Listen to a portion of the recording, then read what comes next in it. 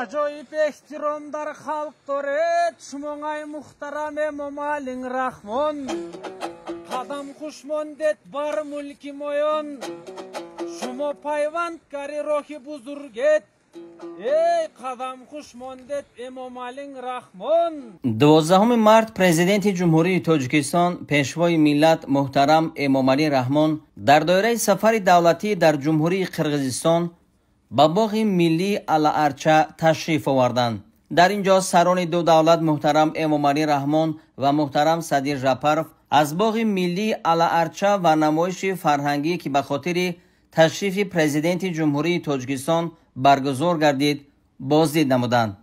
бояд гуфт ки боғи миллии Ала-Арча дар баландии 2000 метр аз сатҳи баҳр дар масофаи 40 километр дуртар аз пойтахти Қирғизистон шаҳри Бишкек қарор дорад.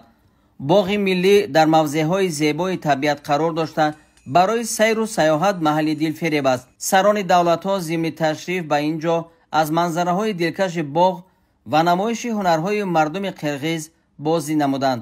президенти кишвари мо муҳтарам Эмомали Раҳмон бо ҳунармандон суҳбати самимӣ доир карда ба ҳунарҳои воло ва маҳсули дастони онҳо баҳои баланд доданд.